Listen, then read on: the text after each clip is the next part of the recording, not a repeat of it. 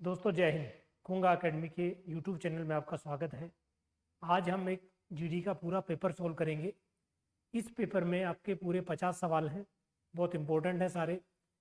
ऐसा ही पेपर आपका आगामी जो टेस्ट होगा 17 अप्रैल या उसके बाद जो टेस्ट होने वाला है, ऐसा ही पेपर आएगा। सब कुछ सेम वैसे ही होगा जैसे आपको पेपर फेस करना है।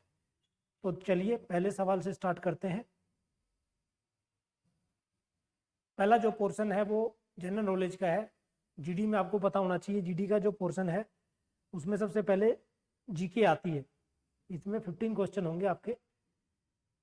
फिर 15 जो सवाल होंगे वो साइंस के होते हैं। 15 सवाल आपके मैथमेटिक्स, और 5 जो होते हैं वो रीजनिंग का पार्ट है। और हर सवाल जो है 2 नंबर का है। तो आप ये साथ साथ मेरे आप सोल्व करके देखो कि आपके कितने नंबर आते हैं, ताकि आपको आपकी जो तैयारी है उसका अंदेशा हो सके। चलिए पहले सवाल से शुरू करते हैं। देखिए पहला सवाल दे रखा है, Charlie Chaplin was a famous.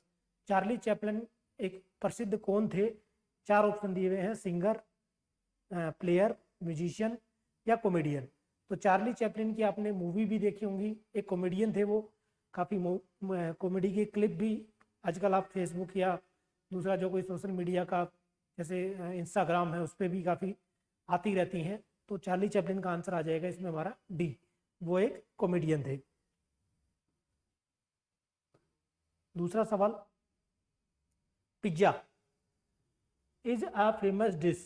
Pizza जो है वो कहाँ का एक प्रसिद्ध व्यंजन है। व्यंजन यानी खाने की एक वस्तु है। जर्मनी, यूएसए, इटली और चाइना। तो ये इटली का एक पारंपरिक भोजन है, यानी इटली का पिज्जा जो है वो सबसे फेमस पुराने काल से है, पहले से है। इटली का पिज्जा जो है सबसे अच्छा माना जाता है। तो इसमें आंसर आ जाएगा सी। चलिए थर्ड पे देखते हैं। थर्ड में दिया है, Kanyakumari is in which state. Kanyakumari Bharat के किस राज्य में स्थित है? 4 ऑप्शन दिए हैं, उड़ीसा, केरल, आंध्र प्रदेश और तमिलनाडु। तो कन्याकुमारी कहाँ पर है आपको बताना है मुझे। तो इसका आंसर आ जाएगा हमारा डी।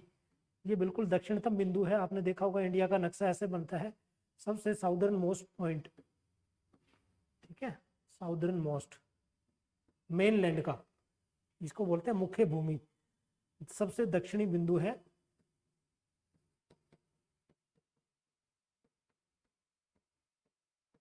सबसे दक्षिणी बिंदु है, मेनलैंड का बोला है।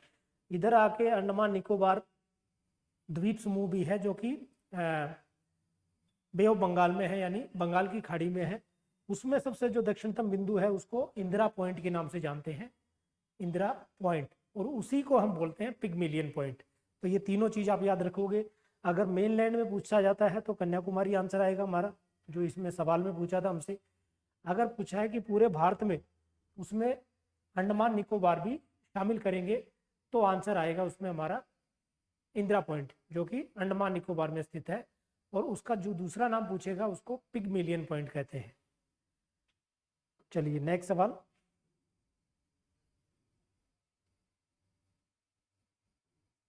Fourth, who wrote Harry Potter the half blood Prince.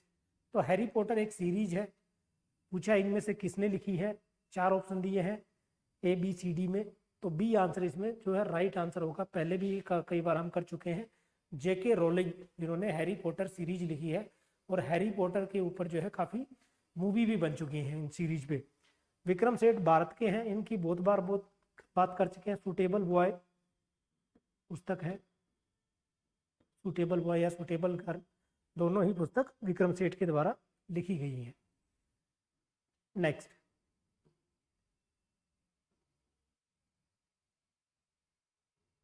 देखिए अगला है, द मुस्लिम पिलग्रिमेज प्लेस मक्का। मक्का जो है मुस्लिम धर्म का एक पवित्र तीर्थ स्थान है। पूछा है वो कहाँ पर स्थित है ना, मक्का कहाँ पर स्थित है। तो 4 ऑप्शन दिए हैं, कुवैत, इराक, सऊदी अरेबिया और जॉर्डन। तो इसमें राइट आंसर हमारा सऊदी अरब होगा। मक्का मदीना जो है वो सऊदी अरब में स्थित है, मुस्लिम धर्म का एक तीर्थ स्थल है। चलिए नेक्स्ट, सिक्स्थ पे बात करते हैं। अब कई बच्चे पूछते हैं कि सर इसका पीडीएफ हमें कहाँ मिलेगा। तो पीडीएफ आपको एक तो हमारा टेलीग्राम चैनल है खूंगा एकेडमी का, वहाँ पर आपको मिलेगा। दूसरा हमारी जो एप्लीकेशन है उसमें भी ये सारे टेस्ट सीरीज इस टाइप की हमने काफ़ी बना रखी हैं, वहाँ पर जाके भी आप इनको चेक कर सकते हो। नेक्स्ट है द टर्म बर्डी, है ना। बर्डी शब्द जो है ये बर्डी नहीं है, इसको बर्डी कहते हैं, ये ई की मात्रा हटा देना। बर्डी शब्द का इस्तेमाल किस गेम में होता है? चार ऑप्शन दिए हैं, रोइंग, गोल्फ, तीरंदाजी और ब्रिज। तो बर्डी जो शब्द है वो गोल्फ में इस्तेमाल होता है, ठीक है। बर्डी शब्द जो है गोल्फ में, इसमें और जो होते हैं, एक पार याद रखना, एक बोगी याद रखना, बोगी। फिर आप याद रखेंगे एक कैडी, कैडी शब्द का इस्तेमाल भी जो है गोल्फ में होता है, कैडी। एक बंकर, बंकर शब्द भी जो है वो गोल्फ का है,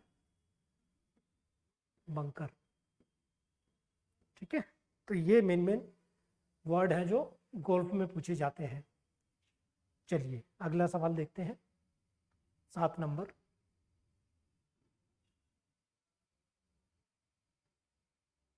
देखिए, a runner who stands third in Olympic games, है ना। ओलंपिक खेल में अगर तीसरे स्थान पे अगर कोई प्लेयर आता है तो उसको कौन सा मेडल मिलेगा? तो 4 ऑप्शन दिए हैं, gold medal, bronze medal, silver या नन ऑफ दीज। तो तीसरे स्थान पर जब आते हैं उसको मिलता है ब्रॉन्ज मेडल। जो फर्स्ट पोजीशन है उसको दिया जाता है गोल्ड मेडल, स्वर्ण पदक जिसको कहते हैं, गोल्ड। जो सेकंड पोजीशन है वो सिल्वर मेडल कहलाता है, और थर्ड पे जो है ब्रॉन्ज मेडल जिसको कांस्य पदक कहते हैं। ओलंपिक में आपको याद होना चाहिए 1896 में स्टार्ट हुआ था, 1896 जो मॉडर्न ओलंपिक है, एथेंस में। कहाँ पर हुए थे? एथेंस में। और 2022 के जो ओलंपिक हैं वो, सॉरी 2020 के जो ओलंपिक थे वो जापान में हुए थे, टोक्यो, ठीक है, जापान टोक्यो में। तो ये आपको एक एडिशनल इंफॉर्मेशन इसमें। अगला सवाल देखते हैं, सॉरी, हाँ ये 8th पे है हमारा। Indian naval academy is situated at, यानी भारतीय नौसेना अकेडमी कहाँ पर स्थित है? चेन्नई में, बेंगलुरु में, कोच्चि में या वेलिंगटन में? तो नेवल एकेडमी जो है वो कोचीन में है, सी आंसर आएगा। ये केरल में स्थित है, ठीक है, केरल में स्थित है इंडियन नेवी। अगर एयरफोर्स एकेडमी की बात की जाए, एयरफोर्स एकेडमी, तो वो हैदराबाद में है, डिंडीगुल एक जगह है, हैदराबाद। एनडीए अगर पूछता है, नेशनल डिफेंस एकेडमी, ये खड़गवासला में है। ऐसे ही पूछता है आईएमए, इंडियन मिलिट्री एकेडमी, तो ये है देहरादून, देहरादून, ठीक है। OTA officer training academy Chennai और गया में है। बाकी जो पूछे जाने वाले सवाल हैं, जैसे कि पूछेगा कि आर्टिलरी स्कूल कहाँ पर है, तो आर्टिलरी स्कूल जो है नासिक में है, देवलाली। फिर पूछता है आर्मर्ड स्कूल कहाँ पर है, तो आर्मर्ड स्कूल अहमदनगर में स्थित है। इन्फेंट्री स्कूल बहुत बार पूछा जाता है, इन्फेंट्री स्कूल कहाँ पर है, तो महू में है, जो कि मध्य प्रदेश में, इंदौर के पास। चलिए नेक्स्ट, ये 9th है, top ranking book buying country in the world, है ना। दुनिया में सबसे ज़्यादा पुस्तक कौन सा देश खरीदता है? तो 4 ऑप्शन पूछे हमसे, स्वीडन, नॉर्वे, जर्मनी और इंग्लैंड। देखो टॉप पे अगर सबसे आए तो यूएसए आता है जनरली, अमेरिका। अब अमेरिका इसमें ऑप्शन में नहीं दिया है, तो इन 4 ऑप्शन में से इंग्लैंड जो है वो सेकंड पोजीशन पे है ओवरऑल। वैसे भी यूके कहते हैं, यूनाइटेड किंगडम या इंग्लैंड। तो इसका आंसर हमारा सी हो जाएगा। इंग्लैंड जो है वो पुस्तक खरीदने में दूसरा सबसे ज़्यादा बुक बाइंग कंट्री है। चलिए नेक्स्ट सवाल पे देखते हैं।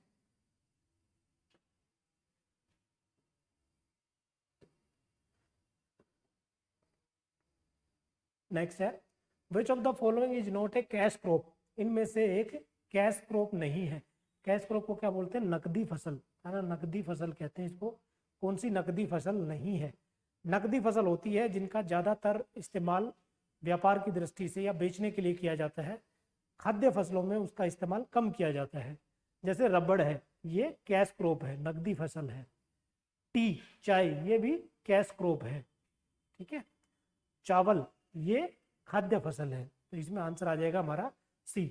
और कॉटन अगेन जो है वो कैश क्रॉप या नकदी फसल मानी जाती है। चावल को जो है वो खरीफ की खेती है, इसको खरीफ की फसल कहते हैं। खरीफ की जो फसलें होती हैं वो जुलाई अगस्त के आसपास बोते हैं, उनको अक्टूबर नवंबर में काटी जाती हैं। तो राइस इसमें राइट आंसर होगा, ये कैश क्रॉप नहीं है, खाद्य फसल है। Next 11, China invaded on northern border of India in which year, यानी चीन ने जो हमला किया था भारत पर वो कौन से वर्ष में किया था। तो इसमें 4 ऑप्शन पूछे हैं, 1965, 72, 62 और 58। तो इसमें सी आंसर आ जाएगा हमारा। 1962 में भारत और चीन का युद्ध हुआ था। भारत चीन का युद्ध 1962। ठीक है। 65 में भारत पाकिस्तान के साथ हुआ था, भारत पाक। फिर इसके बाद हुआ 1971 में, बांग्लादेश को आज़ाद कराया था हमने, भारत और पाकिस्तान। फिर इसके बाद 1999 का एक आप युद्ध याद रखेंगे, कारगिल, भारत और पाकिस्तान, कारगिल है ये। तो ये मेन जो बैटल या वॉर हुए हैं जो भारत के, तो 1962 में हम रखेंगे चाइना को याद। इससे पहले 1955 में जो है पंचशील समझौता भी हुआ था भारत और चीन के बीच। और भारत और चीन के बीच जो रेखा है उसका नाम है McMahon.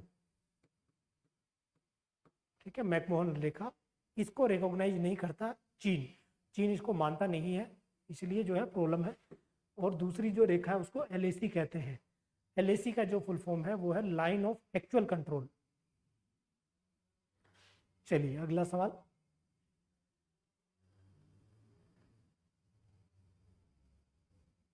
Missionary of charities is an organisation established by, है ना, ये नाम आपने काफी बार सुना होगा कि मिशनरी ऑफ चैरिटी किसने स्थापित की थी ये, है ना। तो ये आप मुझे जल्दी से बताओ कमेंट बॉक्स में, इन 4 ऑप्शन में क्या हो सकता है।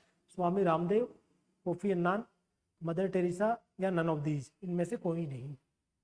तो मिशनरी ऑफ चैरिटी जो है वो मदर टेरेसा का द्वारा स्थापित किया गया एक संगठन था। 1950 में बनाया था ये, और ये कलकत्ता में स्थित है। ठीक है, कलकत्ता में है मिशनरी ऑफ चैरिटी। दूसरा इसमें आपको याद रखना कि मदर टेरेसा जो है वो अल्बेनियन यानी भारत की नहीं थी, लेकिन वो भारत में आके उन्होंने क्रिश्चियनिटी को काफ़ी प्रमोट किया। और फिर इनको पहली महिला है जिनको नोबेल पुरस्कार मिला है। तो 1979 में इनको नोबेल प्राइज भी मिला है भारत के लिए, पीस, है ना, शांति के लिए।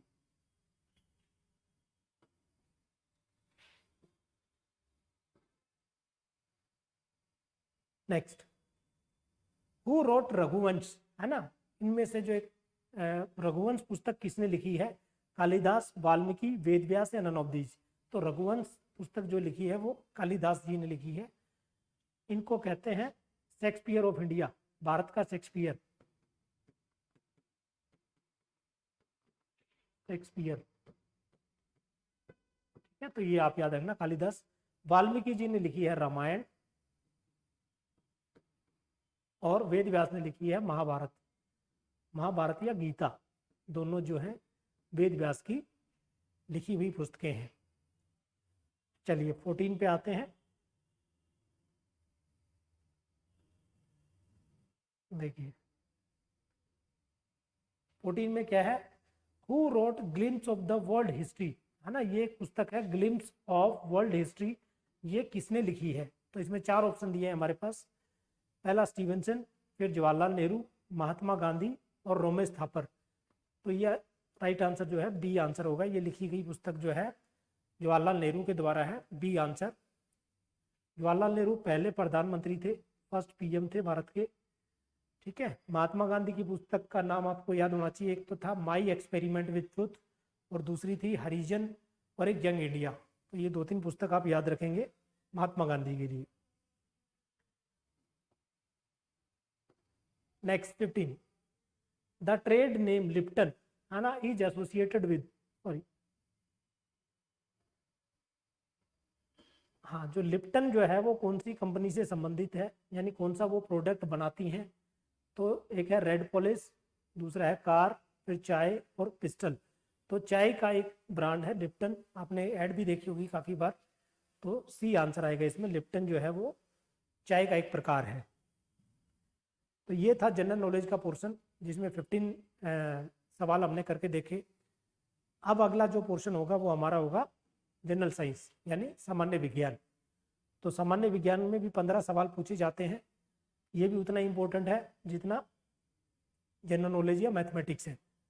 तो अग देखते हैं पहले सवाल से स्टार्ट करके, 16 नंबर पे है ये। प्लैनेट्स आर बाइंड टू सन, है ना। जो ग्रह हैं हमारे वो सूर्य के चारों तरफ घूमते हैं या उसके साथ बंधे हुए, एक तरीके से हम माने इसको। तो वो क्यों है ना, किस कारण से बंधे हुए हैं, या उसके बिल्कुल एक जो पथ है उसी पे चक्कर क्यों काटते रहते हैं। तो 4 ऑप्शन दिए हैं। एक तो परमाणु बल, दूसरा दिया है गुरुत्वाकर्षण ग्रेविटेशन, तीसरा इलेक्ट्रिक फोर्स, और ऑल ऑफ दीज। तो जो हमारा सूर्य और ग्रहों के बीच में संबंध है वो ग्रेविटेशन के कारण है। तो बी आंसर आ जाएगा इसमें, गुरुत्वाकर्षण बल के कारण। तो 8 ग्रह आपको पता होना चाहिए, 8 ग्रह हैं total.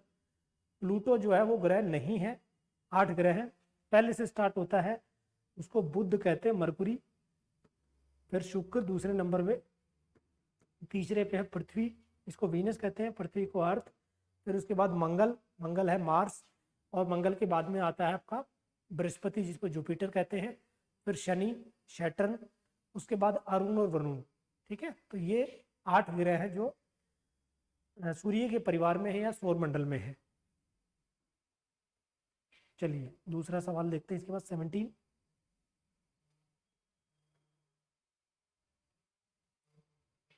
What is the numerical value of G, है ना। ये जी है ग्रेविटी के लिए, है ना, ये ग्रेविटी के लिए इस्तेमाल करते हैं, गुरुत्वाकर्षण के लिए। ये सार्वभौमिक है ना, सार्वभौमिक, यूनिवर्सल ग्रेविटेशन बोलते हैं इसको। यानी दुनिया में जो भी चीज है उनमें एक ग्रेविटेशनल पुल है, एक ऐसी शक्ति है जो आपस में उनको खींचती है, उसको जी के नाम से या यूनिवर्सल ग्रेविटेशन के नाम से जानते हैं। तो इसमें 4 ऑप्शन में बताना है कि उसका मान कितना है। तो उसका मान है सी वाला जो है राइट आंसर, आप याद रखना, 6.67 इंटू यानी मल्टीप्लाई 10⁻⁻11 न्यूटन मीटर स्क्वायर और ऑब्लिक केजी स्क्वायर। तो ये ग्रेविटी का मान है। दूसरा जी होता है छोटा जी, ये पृथ्वी की ग्रेविटी है, पृथ्वी का गुरुत्वाकर्षण। यानी पृथ्वी जो है हर वस्तु को अपनी तरफ आकर्षित करती है, वो ये छोटे जी में मापते हैं। तो इसका जो मान है आप मुझे कमेंट बॉक्स में लिख के दिखाएंगे। जिस बच्चे का भी राइट आंसर होगा उसको मैं हार्ट दूंगा, या उसको लाइक करूंगा, या उसको उसमें कमेंट भी करेंगे। तो आपका ये आज टास्क है कि छोटे जी का मान कितना होता है, ये मुझे आप कमेंट बॉक्स में बताओ। चलिए अगला सवाल देखते हैं तब तक।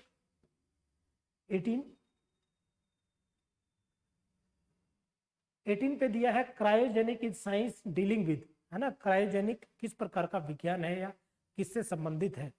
तो इसमें 4 टर्म दिए हैं, high temperature, low temperature, friction और ग्रोथ। यानी उच्च तापमान, निम्न तापमान, घर्षण और पानी, क्रिस्टल में वृद्धि। तो क्रायोजेनिक्स जो है वो स्टडी है लो टेम्परेचर की, ठीक है, बहुत ही निम्न तापमान की, जो इसको निम्न तापमान भी लिख देते हैं, ठीक है, निम्न तापमान भी लिख देते हैं। तो क्रायोजेनिक्स जो है वो निम्न तापमान से रिलेटेड है। क्रायोजेनिक इंजन सुने होंगे आपने, आजकल जो रॉकेट या छोड़े जाते हैं, जो भी सैटेलाइट छोड़ी जाती हैं, उन सब में भी जो है क्रायोजेनिक इंजन का इस्तेमाल किया जाने लगा है। चलिए नेक्स्ट सवाल देखते हैं 19।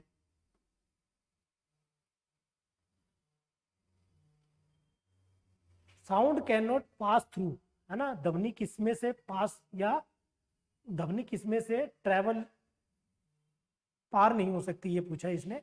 4 ऑप्शन दिए हैं, पानी, स्टील, वायु या वैक्यूम। तो ध्वनि में आप याद रखना कि ध्वनि जो है जितना डेंसर मीडियम होगा, यानी जितना घना माध्यम होगा, ध्वनि की चाल उतनी ही बढ़ेगी, मतलब बढ़ जाएगी, ज़्यादा हो जाएगी। तो वैक्यूम में ट्रैवल नहीं करता, ठीक है, इसमें ट्रैवल नहीं करेगा। तो ये बिल्कुल राइट आंसर हमारा इसमें है वैक्यूम। वैक्यूम होता है कि उसमें कोई भी माध्यम ना हो, हवा भी ना हो या कोई और दूसरा माध्यम भी बीच में ना हो, उसको वैक्यूम कहते हैं, तो ध्वनि उसमें नहीं चल सकती। अब पूछेगा कि हवा में चल सकती है क्या? बिल्कुल चल सकती है, इसका तो हमें पता है 332 मीटर पर सेकंड इसकी चाल है। ठीक है, फिर उससे ज़्यादा चाल होती है पानी में, ये करीब 1000 से 1400 के करीब भी आता है, 1400 मीटर पर सेकंड, 1450 भी लिखा है, कहीं 1350 लिखा है, तो इस करीब 4-5 गुना ज़्यादा है हवा से। और सबसे ज़्यादा होती है स्टील में। ठीक है, ये है सबसे ज़्यादा। तो पूछेगा कि सबसे ज़्यादा किस में ध्वनि तेज चल सकती है, तो उसको हम इस्पात या स्टील कहेंगे। चलिए 20 नंबर पे देखते हैं। ट्रांसफॉर्मर ओनली वर्क्स विद, है ना, जो ट्रांसफॉर्मर होता है वो किस प्रकार के करंट पे काम करता है? डीसी, जिसको डायरेक्ट करंट कहते हैं, एसी, जिसको अल्टरनेट करंट कहते हैं, चार्ज पे, या रेडियो एक्टिव सब्सटेंस पे करता है ना। तो ट्रांसफॉर्मर होता है वो एसी करंट पे काम करता है, तो इसमें हमारा आंसर आ जाएगा बी। ठीक है, ब्रेवो, अल्टरनेट करंट याद रखेंगे आप इसको। ट्रांसफॉर्मर किस में काम करता है? तो एसी करंट पे काम करता है। Next,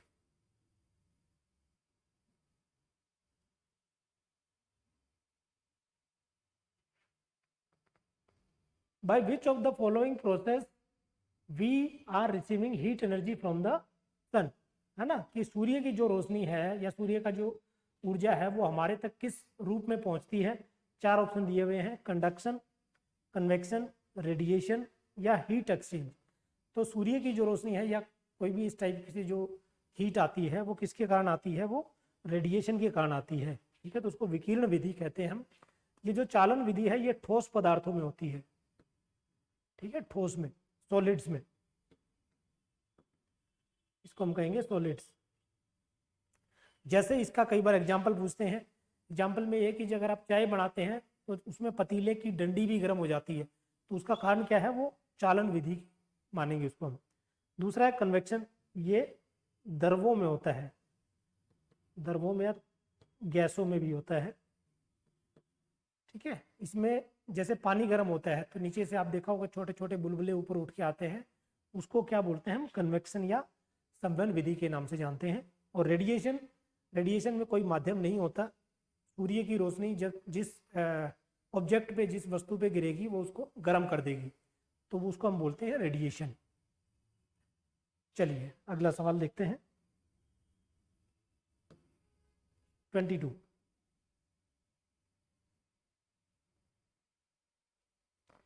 what is the physical phase of life, है ना, जीवन का भौतिक अधिकार आधार किसे कहते हैं?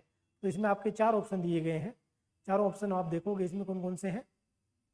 प्रोटोप्लाज्म, दूसरा है साइटोप्लाज्म, तीसरा है ऑर्गेनेल्स जिनको अंग कहते हैं, और निम्न में से कोई नहीं। तो जीवन का भौतिक अवस्था या भौतिक आधार किसे कहते हैं? वो प्रोटोप्लाज्म को कहते हैं। इसमें हमारा राइट आंसर आएगा ए, प्रोटोप्लाज्म। ठीक है, साइटोप्लाज्मा जो है कोशिका के अंदर एक लिक्विड जो रहता है उसको साइटोप्लाज्मा कहते हैं। अंग तो उसके बाकी चीज होगी, नन ऑफ दी जिसमें होगा नहीं, तो इसमें राइट आंसर हमारा आएगा ए आंसर।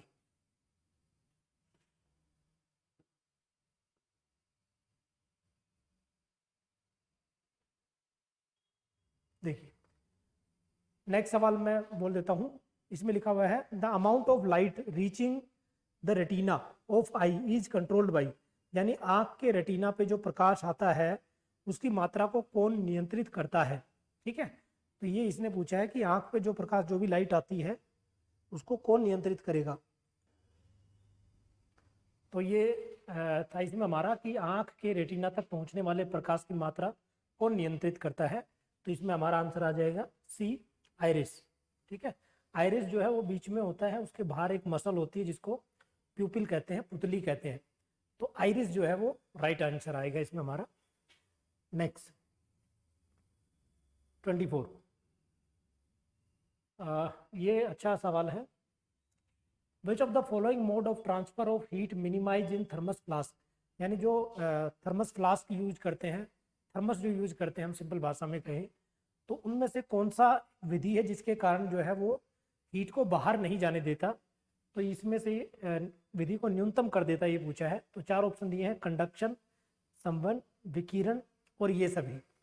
तो थर्मस फ्लास्क में जो है ये कंडक्शन को जो है, क्योंकि वो ऐसा मटेरियल से बना होता है कि वो बाहर की तरफ हीट को जाने नहीं देगा, वहीं पर रोक देता है। तो राइट आंसर हमारे इसमें आएगा चालन विधि।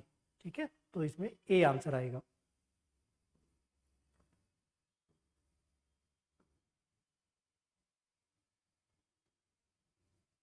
देखिए अगला, नाइट्रस ऑक्साइड है ना, इसको N2O कहते हैं, नाइट्रस ऑक्साइड। इसको कॉमनली किस नाम से जानते हैं, नाइट्रस ऑक्साइड को किस नाम से जानते हैं? तो इसमें 4 ऑप्शन दिए हमारे पास। पहला है आंसू गैस, टीयर गैस, फिर इसको laughing gas, dry ice, brown air. तो इसको लाफिंग गैस के नाम से जानते हैं, बी आंसर आ जाएगा। नाइट्रस ऑक्साइड को लाफिंग गैस के नाम से जानते हैं, तो बी। सूखी बर्फ जो है ये कार्बन डाइऑक्साइड होती है, ठोस कार्बन डाइऑक्साइड को बोलते हैं। नेक्स्ट 26 पे है,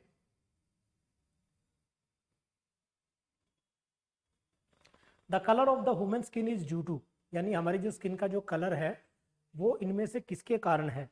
केराटिन, मेलानिन, माइलिन या मायोग्लोबिन। तो जो स्किन का जो कलर है जो आप देख सकते हो, ये किसके कारण है? मेलानिन एक हार्मोन है, उसके कारण है। तो बी आंसर आ जाएगा, मेलानिन इसमें राइट आंसर। स्किन में जो है हमसे पूछेगा कि सबसे बड़ा अंग कौन सा है बॉडी में, तो वो भी उसका आंसर स्किन या चमड़ी आता है। और चमड़ी की जो लेयर है वो एपिडर्मिस, बाहर वाली सबसे पूछेगा उसको क्या कहते हैं, तो उसको एपिडर्मिस के नाम से जानते हैं। परत को क्या कहते हैं? Epidermis, dermis. और इसके नीचे होता है डर्मिस। ठीक है, एपिडर्मिस के नीचे यानी चमड़ी के नीचे वाली जो परत है उसको क्या कहते हैं? तो उसको कहते हैं dermis. Next, the sensory organ of the that has reached its highest level in evolution of birds, है ना। तो बोला है कि बर्ड्स में यानी पक्षियों में कौन सा अंग जो है वो सबसे ज्यादा विकास हुआ है उसका, है ना। तो पक्षियों की एक तो आपको ये याद रखना है कि पक्षियों की जो स्टडी है उसको क्या कहते हैं? उसको ओरिंथोलॉजी कहते हैं। फिर उसमें पूछेगा कि किस जानवर की हड्डियां जो है वो खोखली पाई जाती हैं, तो वो आंसर भी हमारा आता है बर्ड्स का। ठीक है, और बर्डमैन कौन था इंडिया में? डॉक्टर सलीम। ठीक है, डॉक्टर सलीम को कहते हैं बर्डमैन ऑफ। तो इसका 4 ऑप्शन दिए हमारे पास, कान, त्वचा, नाक और आई। तो इसका राइट आंसर आएगा डी। आई जो है वो सबसे हाईएस्ट पीक पे इवोल्व हुई है बर्ड्स में। नेक्स्ट है 29,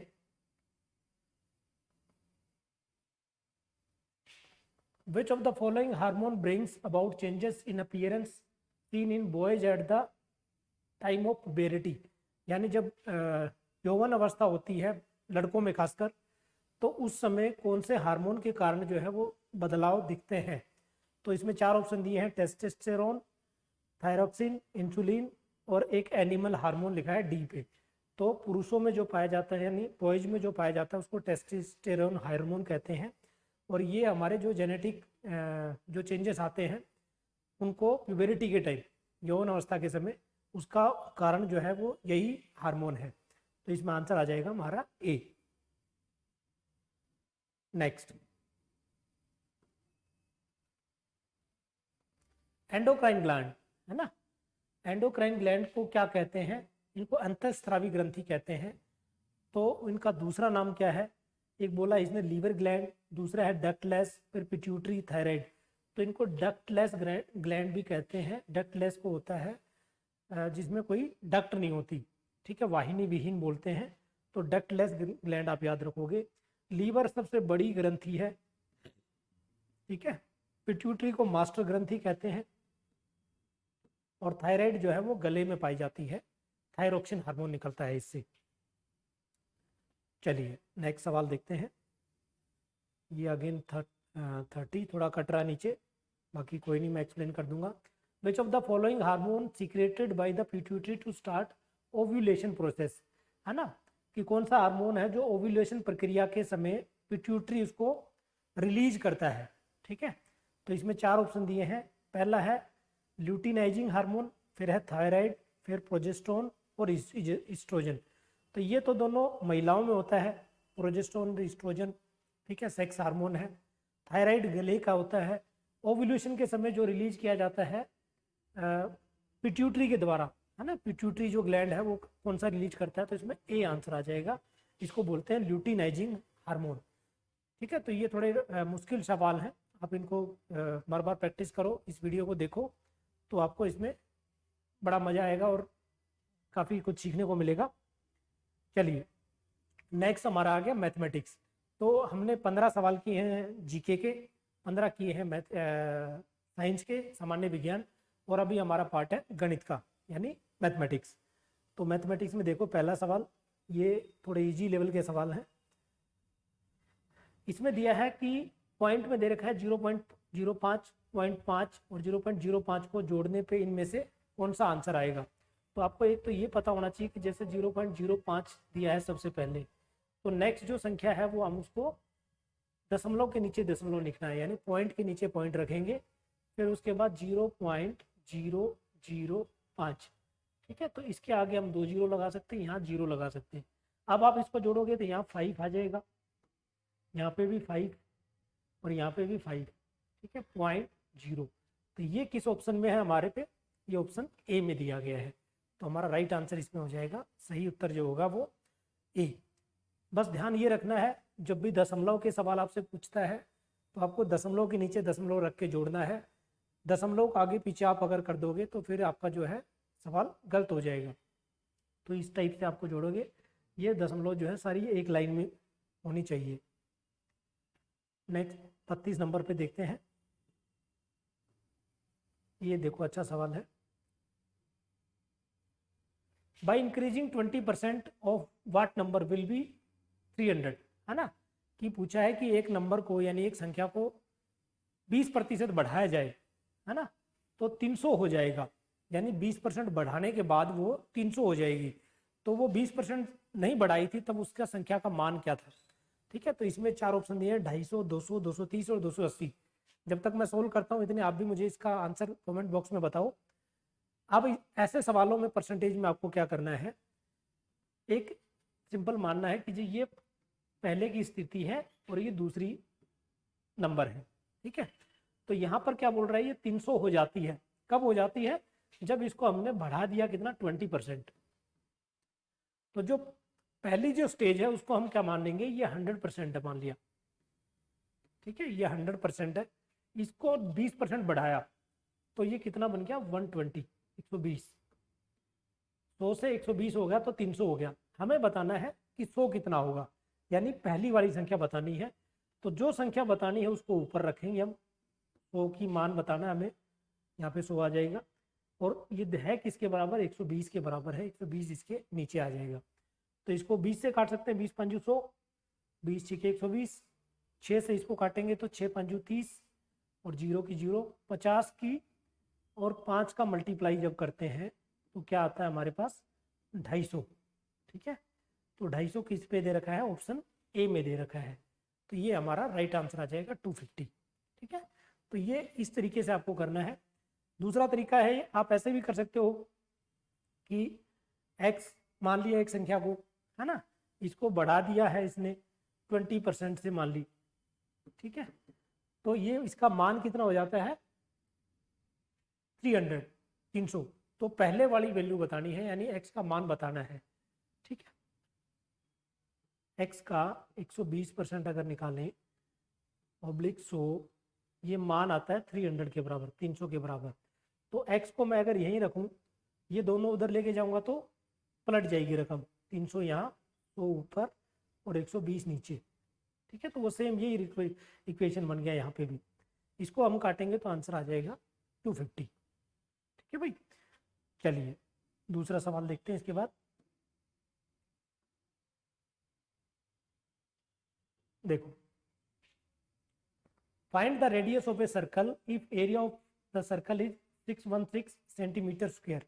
यानी एक सर्कल है, एक वृत्त है, उसका एरिया दिया गया है हमारे पास, उसका क्षेत्रफल दिया है 616 सेंटीमीटर स्क्वायर।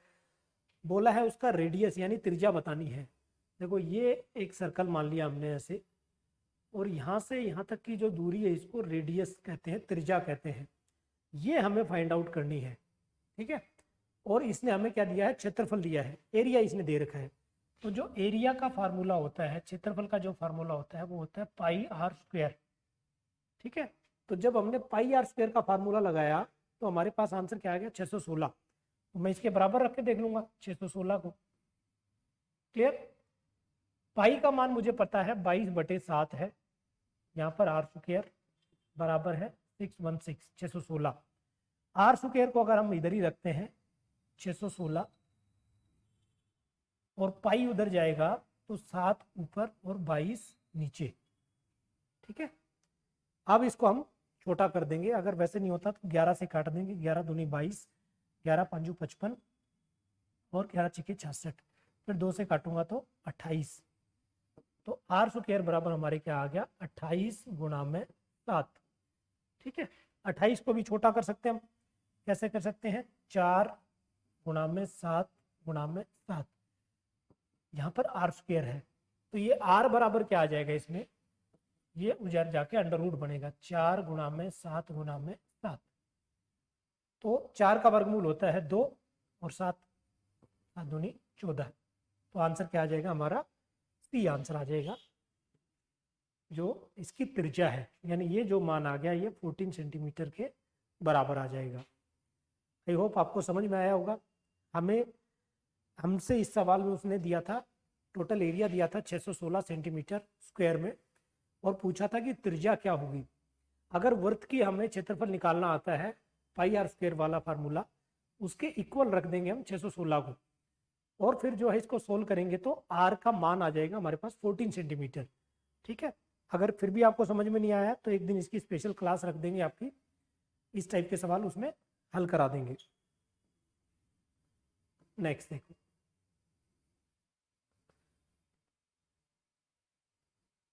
ऐसे जीडी में बहुत सवाल आते हैं। 70% ऑफ ए नंबर इज 49, यानी किसी संख्या का 70% अगर किया जाए तो वो 49 के बराबर होता है। जैसे कोई संख्या है x, इसका मैं 70% निकाल दूं, 70% कैसे निकालूंगा, इसके नीचे 100 लिख दूंगा, तो ये किसके बराबर आता है, 49 के बराबर, ठीक है। अभी मुझे बताना है कि संख्या क्या थी, यानी x का मान क्या था। तो x को मैं यही रखूंगा 49, ये इधर जाके उल्टा हो जाएगा, यानी 100 ऊपर और 70 नीचे, ठीक है। 1 0 से 1 0 काट दिया, 7 7 49, 7 से कट इसको मल्टीप्लाई किया तो 70 आ जाएगा इसमें b, ठीक है। तो इस तरीके से इसका बिल्कुल इजी सवाल है। जो पहले वाला तरीका बताया था उसमें भी हम कर सकते हैं कि पहली संख्या बाद में कितनी होती है, तो बाद में हो जाती है 49। ये 49 कब होती है, जब ये -30% किया इसने, ये 70% के बराबर है, ये तो 100% के बराबर होगी, है ना। तो हमें 100 बताना है, 49 की मल्टीप्लाई 100 से करेंगे, और ये वाला रकम जो है किसके बराबर है, 70 के बराबर। तो सेम इक्वेशन बनेगी, 49 की गुना 100 से भाग कर देंगे 70 से, आंसर आ जाएगा हमारा 70, ठीक है। तो ये है 34 नंबर। फिर देखो 7/14 है ना, 7/14 को इसने परसेंटेज में पूछा है हमसे, ठीक है। कोई भी रकम को अगर परसेंटेज में बदलना है तो हम क्या करेंगे, उसका मल्टीप्लाई कर देंगे 100 से, ठीक है। परसेंटेज लगाना हो तो 100 से मल्टीप्लाई, परसेंटेज हटाना हो तो 100 से भाग कर देंगे। तो अभी हमें लगाना है, तो 7 ऊपर नीचे 14 और 100 की गुणा कर देंगे, तो 7 से इसको काटेंगे 2 बार, 2 से इसको काटेंगे 50 बार। अब इसका आंसर आ जाएगा प्रतिशत में 50%, तो ये हमारा डी आंसर आ जाएगा 50%, ठीक है।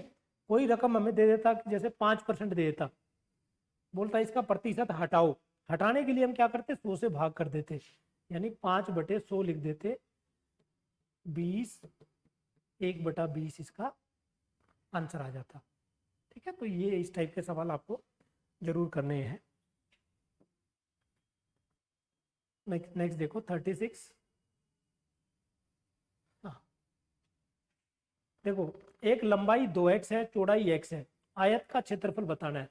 तो आयत होता है ऐसे, जिसमें 90 डिग्री के कोण होते हैं, इसको लेंथ कहते हैं, इसको ब्रेड्थ कहते हैं, यानी ये लंबाई है, ये चौड़ाई है।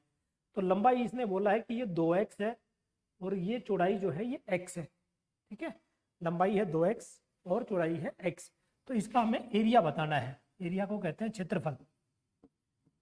ठीक है, क्षेत्रफल। तो क्षेत्रफल का फार्मूला क्या होता है? लंबाई गुणा चौड़ाई, लंबाई गुणा में चौड़ाई, लेंथ इंटू ब्रेड्थ। तो क्या हो जाएगा? 2x इंटू में x। 2x की जब x से गुणा करेंगे तो क्या आ जाएगा? 2x square. ठीक है, यानी x को ऊपर पावर लग जाएगी एक। तो 2x स्क्वायर जो है कौन से ऑप्शन में? हमारे ए ऑप्शन में दिया गया है। तो इसका राइट आंसर आ जाएगा ए। आप इसको नोट कर सकते हो। वैसे उम्मीद है इस टाइप के सवाल आपको जरूर आते होंगे।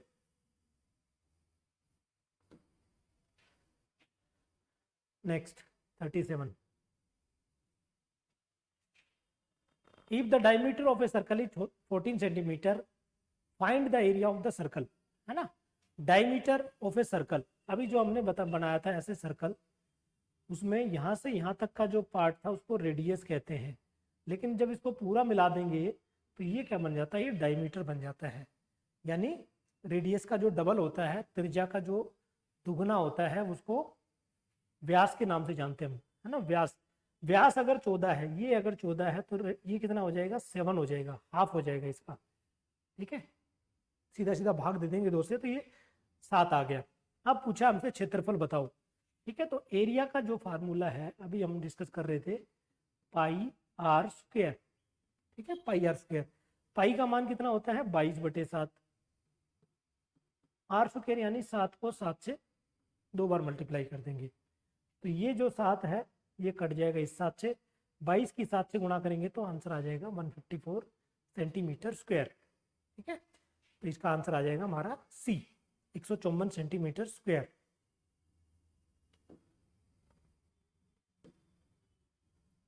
नेक्स्ट है what is the value of 10.3 into 1.07। ठीक है, दशमलव वाली संख्या है, दोनों को मल्टीप्लाई करना है। हम क्या करेंगे, अगर आपको कुछ समझ में नहीं आता है तो इसमें आपको सिंपल ये करना है कि इसकी मैं दशमलव हटाऊंगा यहाँ से, दशमलव के नीचे 1, आगे 1 0, यहाँ भी दशमलव के नीचे 1, आगे 2 0। ठीक है, तो अब हमारे पास क्या है? 103 इंटू 107, इन दोनों की मल्टीप्लाई करेंगे और नीचे आ जाएगा इसमें 1000, यानी 3 के बाद इसमें हम दशमलव लगा देंगे। ठीक है, तो इसमें इसको आप करके देख लो दोनों की गुणा। जो जल्दी गुणा करेगा वो विनर होगा इस पेपर में। आप जल्दी करके दिखाओ। आई होप आपने कर लिया होगा। इन दोनों की जब गुणा करते हैं तो ये आता है 11021। ठीक है, मैं एक बार दोबारा लिख देता हूँ इसमें।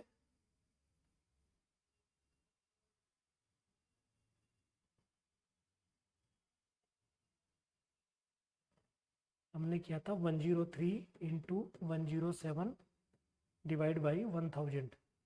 ठीक है, तो ये बना था 11021 और डिवाइड बाई आ जाएगा इसमें हमारा 1000। 1000 का मतलब 3 के बाद दशमलव लगाएंगे इसमें, 1 2 और 3, 1 2 3, तो आंसर आ जाएगा 11.021। ठीक है, तो ये राइट आंसर आ जाएगा हमारा 11021। डिवाइड करेंगे 1000 से तो 11.021 जो है करेक्ट आंसर आएगा इसमें। ठीक है, चलिए बेसिक कैलकुलेशन का सवाल है। In how many years a sum will be doubled by the rate of 5% annum, है ना। बोल रहा है कि 5% का जो दर पे अगर कोई ब्याज दिया जाता है तो कितने सालों में वो दुगना हो जाएगा, कितने सालों में दुगनी हो जाएगी राशि। तो इसमें आपको एक फार्मूला याद रखना है, हमें निकालना है टी। टी को बोलते हैं time, is equal to n-1 upon r into 100। ठीक है, टी को मैंने बताया समय, टाइम, n-1 यानी जितना गुना हो जाता है उसमें से एक कम कर देंगे। r का मतलब है रेट ऑफ इंटरेस्ट जो दिया है, और इंटू 100। तो देखो n-1 क्या बोला है? दुगना हो जाता है, तो 2 - 1 करेंगे इसको हम। रेट दे रखा है 5 इंटू 100, तो 2 में से 1 जाएगा तो बचा 1/5 इंटू 100, 5 से काटा तो इसका आ गया 20, तो टाइम कितना आ जाएगा 20 वर्ष। ठीक है, 20 वर्ष, तो इसमें बी आंसर आ जाएगा 20 वर्ष। ऐसे ही सवाल में अगर हमें वो दे दे, टाइम दे दे यहाँ पे और रेट पूछ ले, तो सिर्फ आर को यहाँ लिख देना है हमने टी की जगह, और टी को आर की जगह लिख देना है। दोनों एक ही फार्मूला है दोनों सवालों का, कोई ज़्यादा प्रॉब्लम नहीं आएगी इसमें। चलो अगला सवाल देखते हैं। 40 का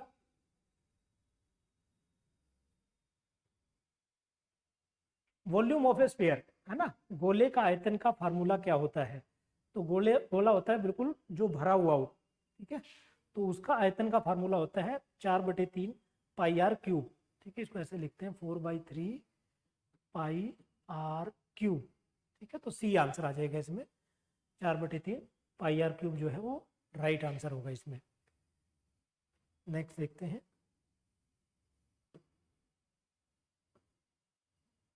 हाँ, राइट द फ्रैक्शन वैल्यू, है ना, इसको अंश में लिखना है। तो अभी क्या करना है, अभी मैंने जैसे आपको बताया था, इसके नीचे एक लाइन खींचनी है, जहाँ दशमलव है उसके नीचे 1 लिखेंगे, उसके आगे जितनी संख्याएं हैं उतनी 0 लिख देंगे, 1 2 3 4। तो ये हमारे पास क्या बन गया, ऊपर 25 है और नीचे 1 2 3 4। अब इसको 25 से काटे, है ना, 25 एकम 25 और 25 चौके 100, तो यहाँ बचेगा 400, 1/400। ठीक है, 1/400 किस पे दे रखा है हमारे पास, डी में दे रखा है, तो इसका आंसर आ जाएगा 41 का D.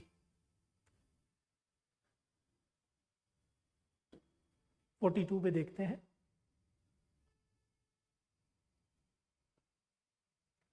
Right the value of x if 7% of x is 35, है ना।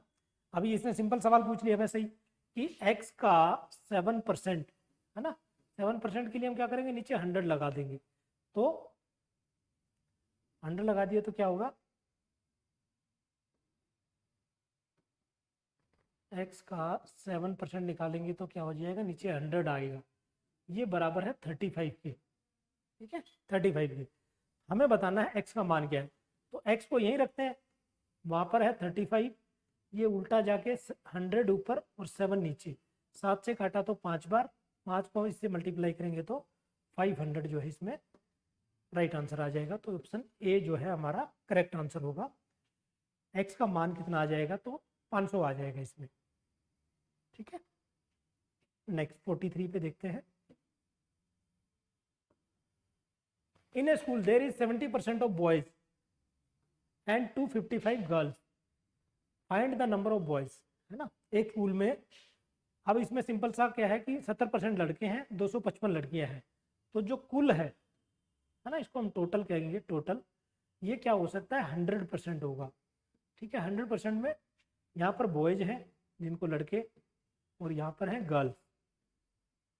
ठीक है, बॉयज कितने हैं, 70% है इसने बोला है, तो 100 में से 70% अगर बॉयज हो गए तो गर्ल्स की कितनी होंगी, 30%, यानी ये 30% इक्वल्स टू 255। लड़कियों की संख्या कितनी है, सवाल में हमें दे रखा है लड़कियों की संख्या है 255, तो हमें बताना है बॉयज की संख्या, लड़कों की संख्या कितनी है, 70% का वैल्यू निकालना है हमें। हम क्या करेंगे, 255 को मल्टीप्लाई करेंगे 70, जो निकालना है वो संख्या ऊपर, है ना, जो फाइंड करनी है वो ऊपर, और नीचे है ये 30% के बराबर, तो 30 आ जाएगा इसमें नीचे। ठीक है,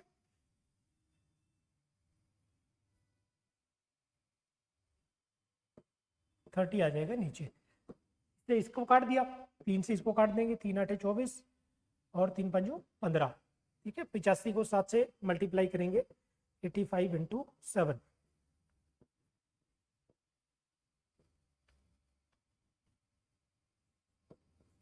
595। ठीक है, तो 595 किस में दे रखा है, डी में आंसर दे रखा है, तो ये हमारा डी आंसर आ जाएगा 43 में। तो सिंपल आपको याद रखना है, टोटल हमेशा 100% मानना है। बॉय जिसने बोला 70% है, तो लड़कियां ऑटोमेटिकली 30% बची, वो 30% जो है 255 के बराबर दिया है यहाँ पे सवाल में दे रखा है, तो बॉयज की वैल्यू निकालनी है 70, तो 70 ऊपर आ जाएगा। अगर ये बोलता कि टोटल कितने हैं, तो यहाँ पर 100 रख देते, नीचे 30 रहता, तो भी हमारा आंसर आ जाता। चलिए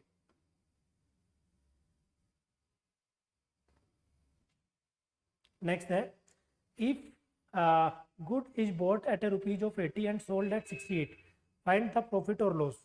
ठीक है, बोला कि कोई वस्तु 80 रुपये में खरीदी और 68 रुपये में बेची। तो एक सिंपल सा तो हमें दिमाग में आ गया कि 80 रुपये की चीज़ को अगर 68 में बेचेंगे तो नुकसान होना है, यानी हानि होनी है। तो इसमें कोई भी एक अगर वहाँ लिखा होता है कि लॉस वाला तो वही ऑप्शन पे जाएंगे। अब हम इसमें क्या करेंगे, एक है सीपी, सीपी को बोलते हैं कॉस्ट प्राइस क्रय मूल्य, दूसरा होता है एसपी, है ना। सीपी है 80 और एसपी है 68। ठीक है, दोनों का जो डिफरेंस है वो कितना है, 12 रुपीज़। ये हो जाएगा लॉस, ये हानि है। ठीक है, तो लाभ या हानि प्रतिशत, लॉस परसेंट निकालने का जो फार्मूला है, यानी हानि प्रतिशत अगर निकालनी है तो हानि लिखेंगे, इसको प्रतिशत में बदलने के लिए इसको 100 से मल्टीप्लाई करेंगे, और किस पे निकालेंगे, हमेशा नीचे सीपी आता है तो 80 नीचे आ जाएगा। ठीक है, 1 0 से 1 0 काट देंगे, 2 से इसको काटा 5 बार, 15%। ठीक है, तो 15% कौन से पे आंसर है हमारा, सी पे। ठीक है, तो लॉस या प्रॉफिट जो भी परसेंटेज में निकालना हो वो कॉस्ट प्राइस पे निकाला जाएगा। ठीक है, तो कॉस्ट प्राइस को नीचे लिखेंगे हम। चलिए अगला सवाल देखिए, ये भी अच्छा सवाल है।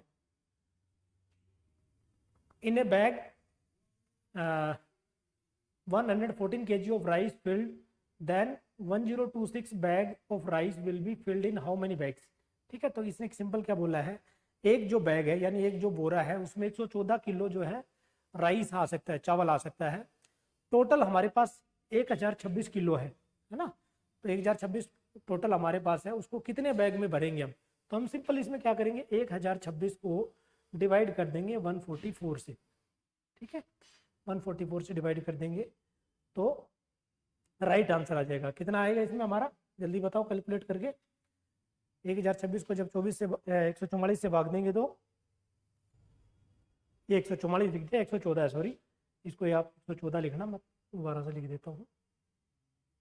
ठीक है, 114 किलो से डिवाइड देंगे तो ये 9 बैग आ जाएंगे टोटल, तो 9 बैग भरेंगे इसमें, सी आंसर आएगा।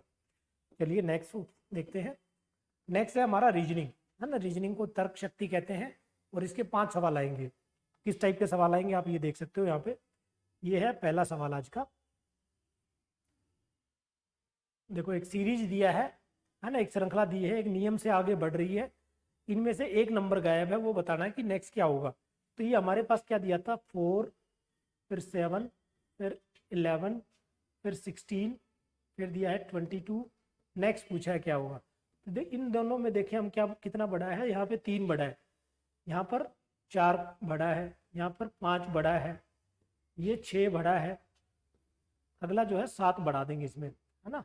तो 22 में 7 जोड़ा तो आ जाएगा 29। ठीक है, तो बी आंसर आ जाएगा यहाँ पे, 29 जो है वो राइट आंसर होगा।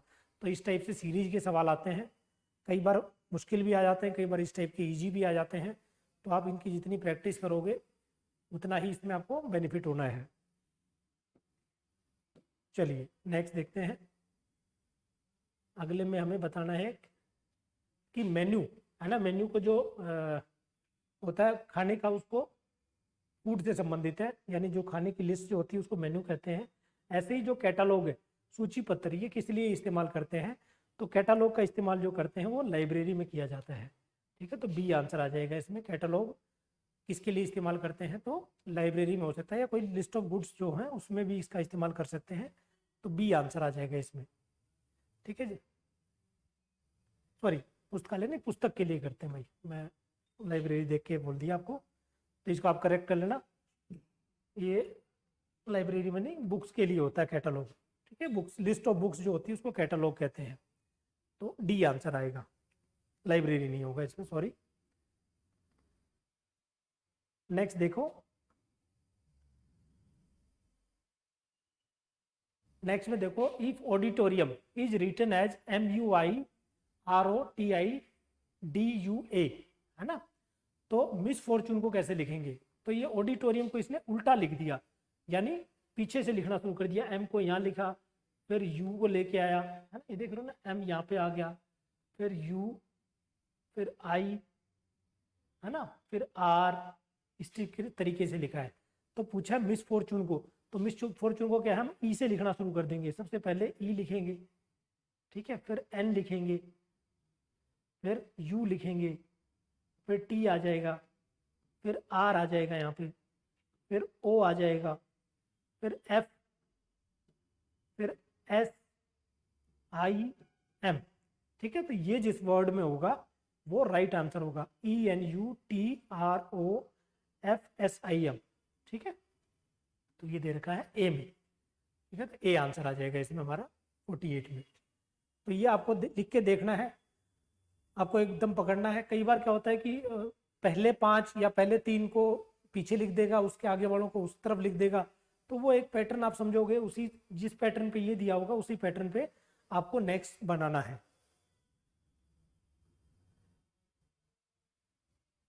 ये 49th है। 4 words are given, 1 word is in the question, out of the 4 1 word cannot be written।